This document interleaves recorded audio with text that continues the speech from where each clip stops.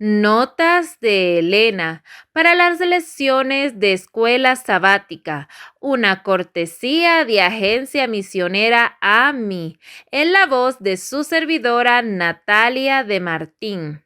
Viernes 6 de noviembre, para estudiar y meditar. Rara vez reunía Cristo a sus discípulos a solas para darles sus palabras. No elegía por auditorio suyo únicamente a aquellos que conocían el camino de la vida. Era su obra alcanzar a las multitudes que estaban en ignorancia y en error. Daba sus lecciones de verdad donde podían alcanzar el entendimiento entenebrecido. Él mismo era la verdad, que de pie, con los lomos ceñidos y las manos siempre extendidas para bendecir, y mediante palabras de amonestación, ruego y estímulo, trataba de elevar a todos aquellos que venían a él. El Sermón del Monte, aunque dado especialmente a los discípulos, fue pronunciado a oídos de la multitud. Después de la ordenación de los apóstoles, Jesús se fue con ellos a orillas del mar. Allí por la mañana temprano la gente había empezado a congregarse. Además de las acostumbradas muchedumbres de los pueblos galileos, había gente de Judea y aún de Jerusalén misma, de Perea, de Decápolis, de Idumea, una región lejana situada al sur de Judea, y de Tiro y Sidón, ciudades fenicias de la costa del Mediterráneo. Oyendo cuán grandes cosas hacía, ellos habían venido a oírles y para ser sanado de sus enfermedades, porque salía de él virtud y sanaba a todos. Marcos 3:8. Las primeras palabras que dirigió Cristo al pueblo en el monte fueron palabras de bienaventuranza. Bienaventurados son, dijo, los que reconocen su pobreza espiritual y sienten su necesidad de redención. El Evangelio ha de ser predicado a los pobres, no es revelado a los que son orgullosos espiritualmente, a los que pretenden ser ricos y no necesitan nada, sino a los humildes y contritos. Una sola fuente ha sido abierta para el pecado, una fuente para los pobres de espíritu. El corazón orgulloso lucha para ganar la salvación, pero tanto nuestro derecho al cielo como nuestra idoneidad para él se hallan en la justicia de Cristo. El Señor no puede hacer nada para sanar al hombre hasta que, convencido esté de su propia debilidad y despojado de toda suficiencia propia, se entrega al dominio de Dios, entonces puede recibir el don que Dios espera concederle. De nada es privada el alma que siente su necesidad. Ella tiene acceso sin reserva a aquel en quien mora toda la plenitud. Los misericordiosos hallarán misericordia, y los limpios de corazón verán a Dios. Todo pensamiento impuro contamina el alma, menoscaba el sentido moral y tiende a obliterar las impresiones del Espíritu Santo. Empaña la visión espiritual, de manera que los hombres no pueden contemplar a Dios. El Señor puede perdonar al pecador arrepentido y le perdona, pero aunque este perdona el alma, queda mancillada. Toda impureza de palabras o de pensamiento debe ser rehuida por aquel que quiera tener un claro discernimiento de la verdad espiritual. Pero las palabras de Cristo abarcan más que el evitar la impureza sensual, más que el evitar la contaminación ceremonial que los judíos rehuían tan rigurosamente. El egoísmo nos impide contemplar a Dios. El espíritu que trata de complacerse a sí mismo juzga a Dios como enteramente igual a sí. A menos que hayamos renunciado a esto, no podemos comprender a aquel que es amor. Únicamente el corazón abnegado, el espíritu humilde y confiado, verá a Dios como misericordioso y piadoso, tardo para la ira y grande en benignidad y verdad. Éxodo 34:6. Después de explicar lo que constituye la verdadera felicidad y cómo puede obtenerse, Jesús definió el deber de sus discípulos como maestros elegidos por Dios para conducir a otros por la senda de justicia y vida eterna. Él sabía que ellos sufrirían a menudo desilusiones y desalientos y que encontrarían oposición decidida, que serían insultados y verían rechazado su testimonio.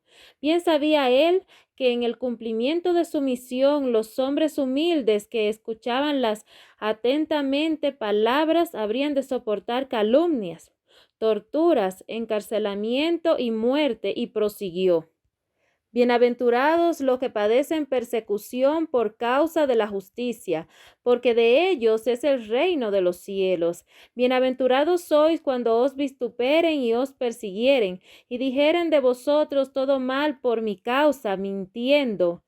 Gozaos y alegraos, porque vuestra merced es grande en los cielos, que así persiguieron a los profetas que fueron antes de vosotros. El mundo ama el pecado y aborrece la justicia, y esta era la causa de su hostilidad hacia Jesús. Todos los que rechazan su amor infinito hallarán en el cristianismo un elemento perturbador. La luz de Cristo disipa las tinieblas que cubren sus pecados y le manifiesta la necesidad de una reforma. Mientras los que se entregan a la influencia del Espíritu Santo empiezan a guerrear contra sí mismos, los que se aferran al pecado combaten la verdad y a sus representantes. Vosotros sois la sal de la tierra, dijo Jesús. No os apartéis del mundo a fin de escapar a la persecución. Habéis de morar entre los hombres para que el sabor del amor divino pueda ser como sal que preserve al mundo de la corrupción. Los corazones que responden a la influencia del Espíritu Santo son los conductos por medio de los cuales fluye la bendición de Dios. El ideal de Dios para sus hijos es más elevado de lo que puede alcanzar el más sublime pensamiento humano. Sé pues vosotros perfectos como vuestro Padre que está en los cielos es perfecto. Esta orden es una promesa. El plan de redención contempla nuestro completo rescate del poder de Satanás. Cristo separa siempre del pecado al alma contrita. Vino para destruir las obras del diablo y ha hecho provisión para que el Espíritu Santo sea impartido a toda alma arrepentida, para guardarla de pecar. Los métodos mundanales y los invariables principios de la justicia no se funcionan imperceptiblemente como los colores del arco iris. Entre los dos, el Dios eterno ha trazado una separación amplia y clara. La semejanza de Cristo se destaca tanto de la de Satanás como el mediodía contrasta con la medianoche. Y únicamente aquellos que vivan la vida de Cristo son sus colaboradores. Si se conserva un pecado en el alma o se retiene una mala práctica en la vida, todo el ser queda contaminado. El hombre viene a ser un instrumento de iniquidad. El buen árbol producirá buenos frutos. Si el fruto es desagradable al paladar e inútil, el árbol es malo. Así también el fruto que se produce en la vida atestigua las condiciones del corazón y la excelencia del carácter. Las buenas obras no pueden comprar la salvación, pero son una evidencia de la fe que obra por el amor y purifica el alma. Y aunque la recompensa eterna no nos es concedida por causa de nuestros méritos, estará, sin embargo, en proporción con la obra hecha por medio de la gracia de Cristo. Cualquiera pues que me oye estas palabras y las hace, le compararé a un hombre prudente, que edificó su casa sobre la peña, y descendió lluvia, y vinieron ríos, y soplaron vientos, y combatieron aquella casa, y no cayó, porque estaba fundada sobre la peña. El deseado de todas las gentes, el Sermón del Monte, páginas 265 a 281. Si alguno está en Cristo, es una nueva criatura. Las cosas viejas pasaron ya. He aquí que todo se ha hecho nuevo. Segunda de Corintios 5:17. Aunque la obra del Espíritu es silenciosa e imperceptible, sus efectos son manifiestos. Cuando el corazón ha sido renovado por el Espíritu de Dios, el hecho se revela en la vida. Si bien no podemos hacer cosa alguna para cambiar nuestro corazón, ni para ponernos en armonía con Dios, si bien no debemos confiar para nada en nosotros mismos ni en nuestras buenas obras, nuestra vida demostrará si la gracia de Dios mora en nosotros. Se notará un cambio en el carácter, en las costumbres y ocupaciones. El contraste entre lo que era antes y lo que son ahora será muy claro e inequívoco. El carácter se da a conocer no por las obras buenas o malas que de vez en cuando se ejecuten, sino por la tendencia de las palabras y de los actos habituales de la vida diaria. Hay dos errores contra los cuales los hijos de Dios, particularmente los que apenas han comenzado a confiar en su gracia, deben guardarse en forma especial. El primero, en el cual ya se ha insistido, es el de fijarnos en nuestras propias obras, confiando en algo que no podamos hacer para ponernos en armonía con Dios.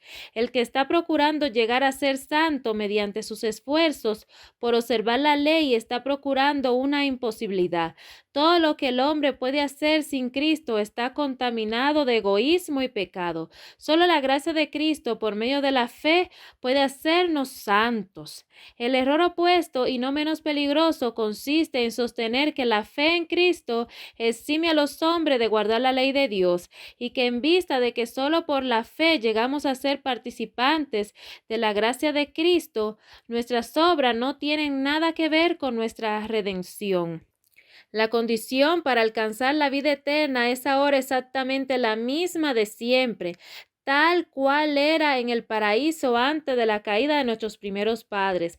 La perfecta obediencia a la ley de Dios, la perfecta justicia. Si la vida eterna se considera con alguna condición inferior a esta, peligraría la felicidad de todo el universo. Se le abriría la puerta al pecado con toda su secuela de dolor y miseria para siempre. Así que no hay en nosotros mismos cosa alguna de qué jactarnos. No tenemos motivo para ensalzarnos. El único fundamento de nuestra esperanza es la justicia de Cristo que nos es imputada y la que produce su Espíritu obrando en nosotros y por nosotros. El camino a Cristo, cómo lograr una magnífica renovación, páginas 57 a la 65. Y esto fue Notas de Elena para las lecciones de Escuela Sabática. Lección 6. Más lecciones del Gran Maestro. Les invito para que puedan ver Escuela Sabática profundizada con el ministro Enoch Martín. Pueden dejar sus preguntas, comentarios o sugerencias en la sección de comentarios. Estuvo con ustedes su servidora Natalia de Martín.